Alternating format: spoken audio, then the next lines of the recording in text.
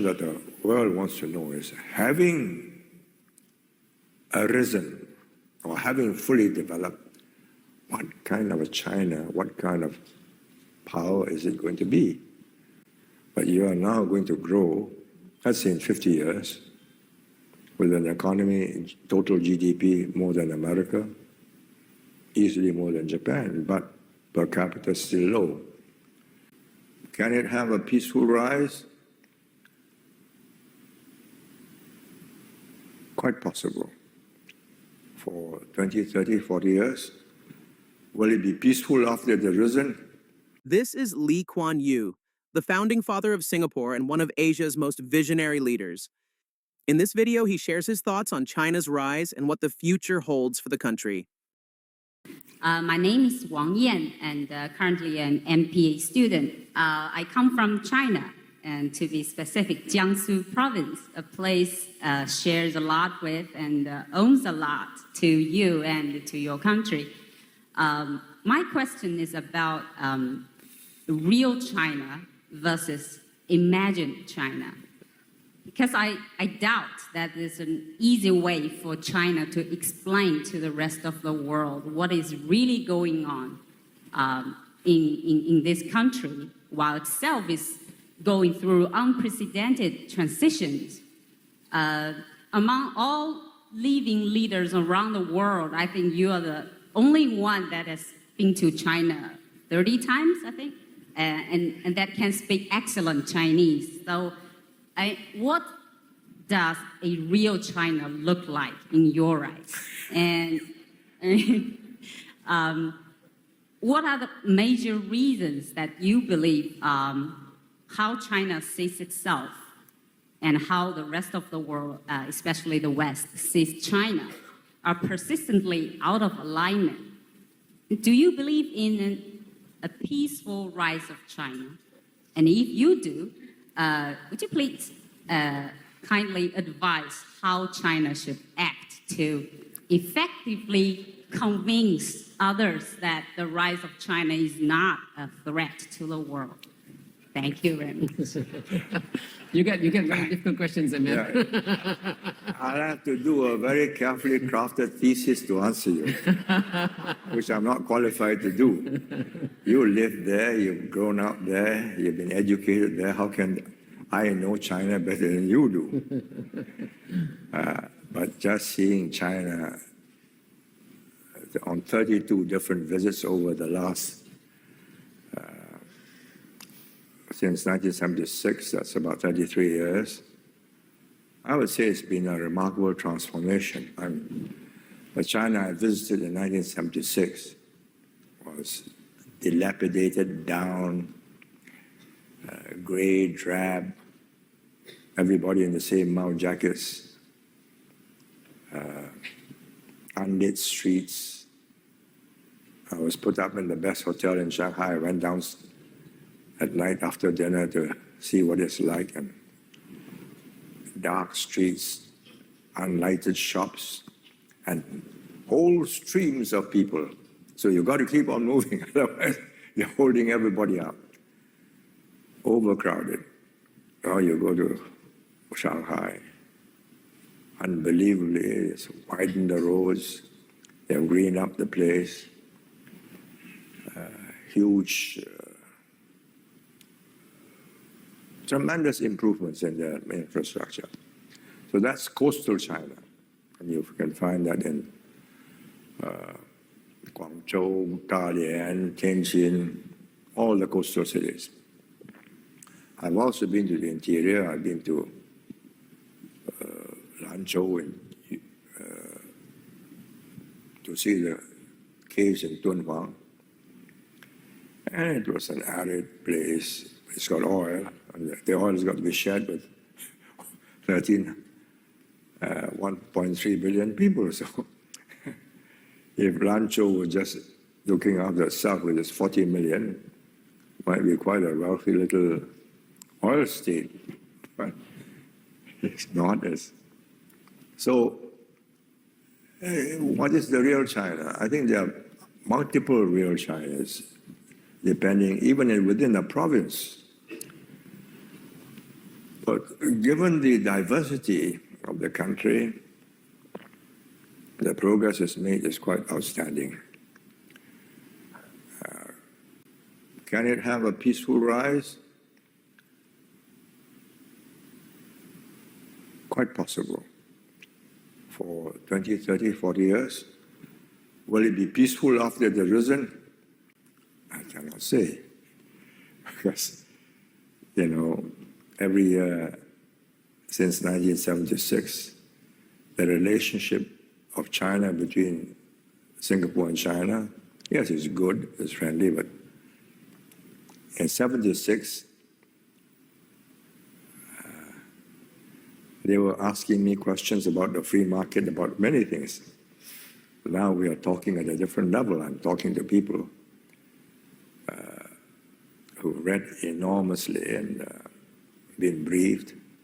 So we are talking at a different level, and the relationship is at a more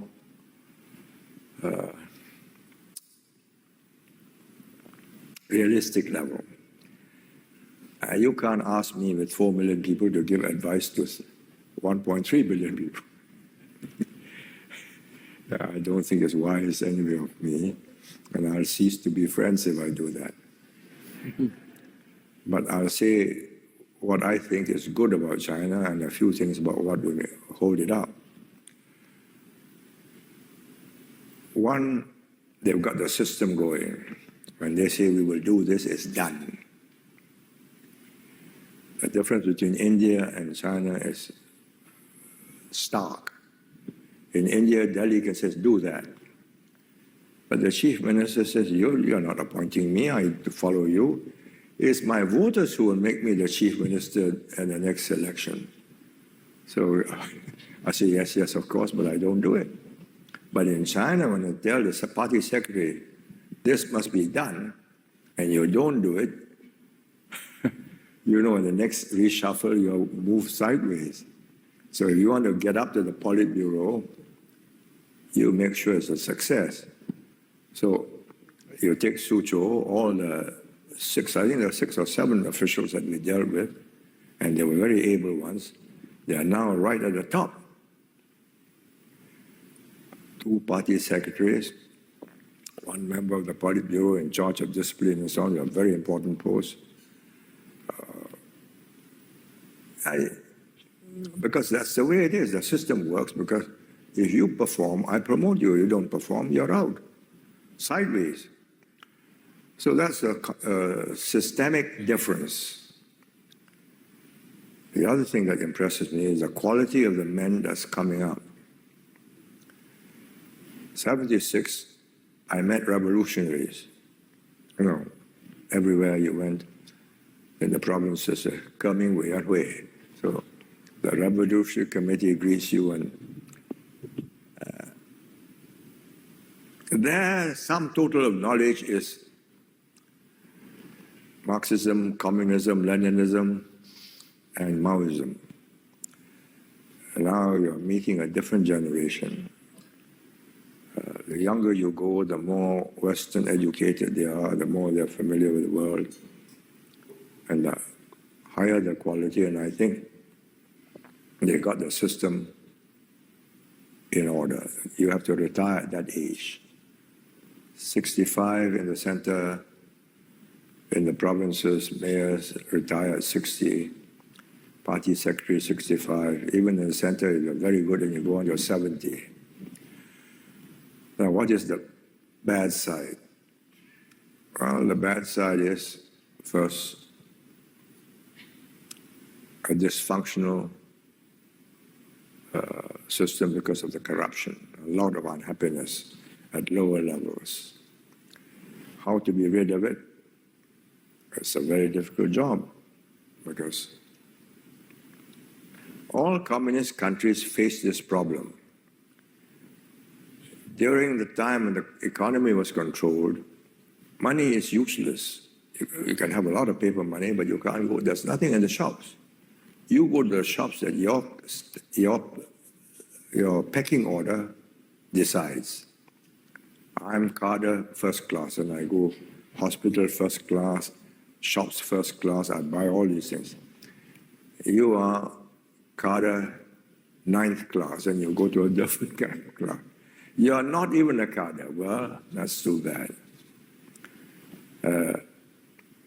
On one of my tours, this is where there's a bit of hypocrisy. One of the people who accompanied us was wearing this mouse suit. So I said, well, you see, I show you. He unbuttoned himself and said, fur line inside. And if you're an ordinary fellow, you don't have a fur line mouth. You just shiver, you put on more layers of cotton. But they maintain this egalitarian look. Now, the problem now is with that egalitarian look, the poor are being squeezed at lower levels, and they see little officials getting prosperous and leading a good life, and they are not in their land. They don't own the land, but nevertheless, having tilled the land, and they expect adequate compensation, and they don't get it, so you get riots. So I think there are serious problems of equity there, and with CCTV now, you can see how beautiful Beijing is, how beautiful Shanghai is, and I'm still in my mud house, or my mud hut. When is my turn? Nobody knows. I mean, maybe 50 years, 60 years, because the trickle-down effect will take a very long time. So the present leadership is putting all the infrastructure in the less developed areas. But can you convert it quickly? I don't think so. Educational levels are lower, cultural levels are lower. You've got to educate them. Teachers don't want to go to such provinces, good teachers, because where are the facilities for your children's education and hospitals and so on? So it'll be a problem getting them up to speed. So the corruption, inequality, and misbehavior, especially at lower levels, will lead to all kinds of problems, which can be contained because they've got a very powerful apparatus. People's security police, the army, the party. But if you want a country to progress, you must carry the people with you at all levels, which they did when they shared misery. But now the prosperity is not shared equally. I mean, you are here, you're from Jiangsu, it's one of the prosperous provinces. You're well dressed, you're well educated, you speak English. If you were in Lanzhou or Xinjiang, I don't think you'll have a chance to travel and be in Singapore.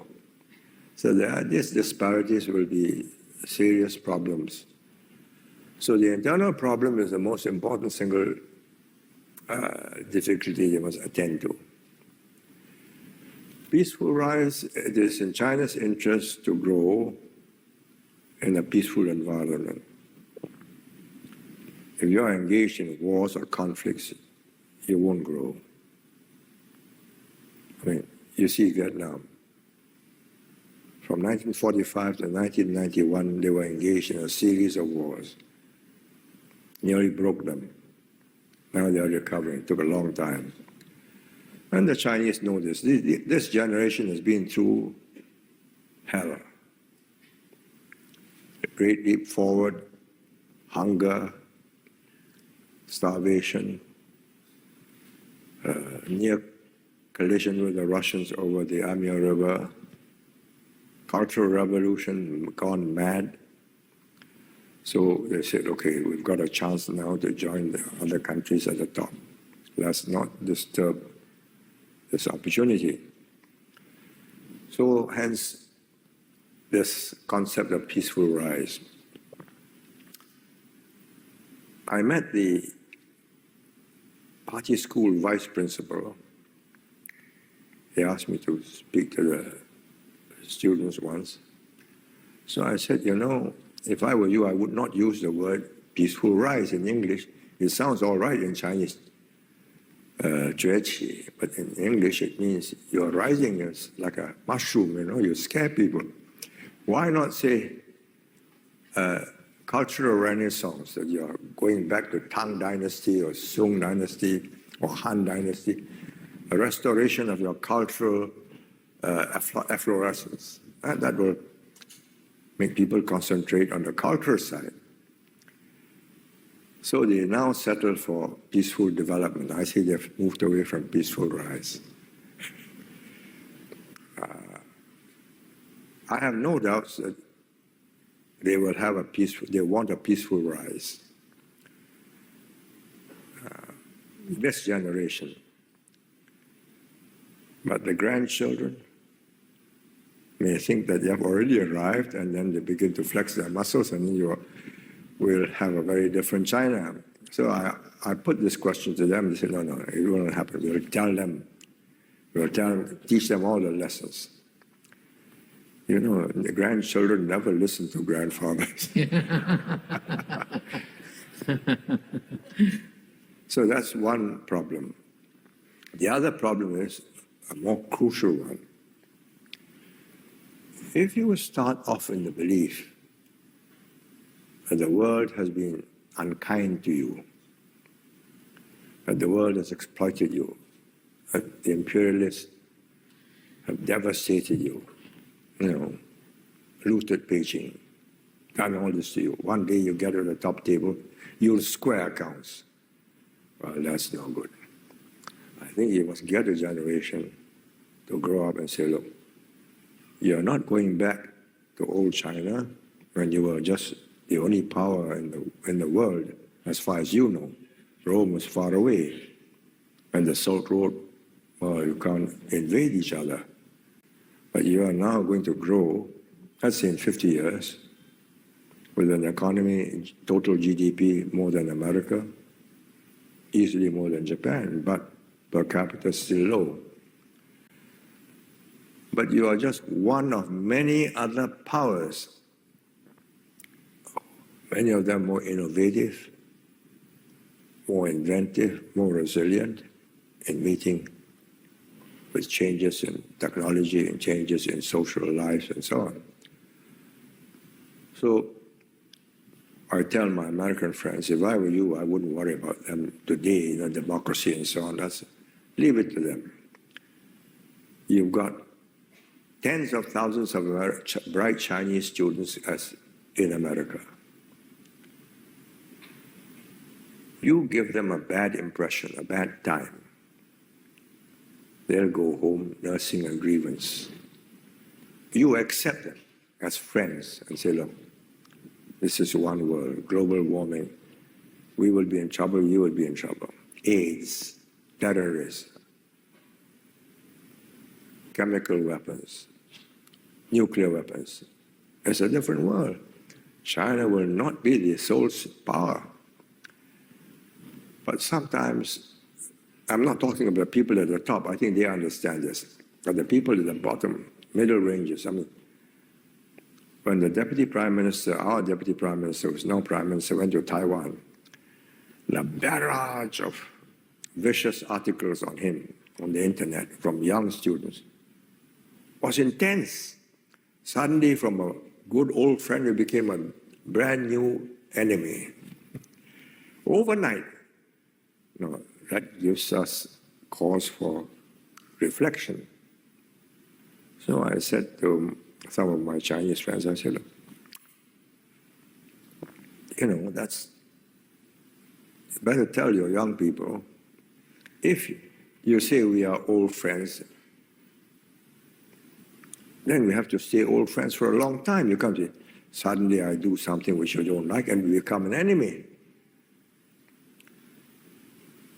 I'm not sure if they can get the young people to understand that, because they are growing up in a different China, a China which they feel is going to come up very quickly, 崛起. I'm not sure it's going to come up without trouble. So I think enormous social problems will crop up, disparity, corruption, all sorts of problems.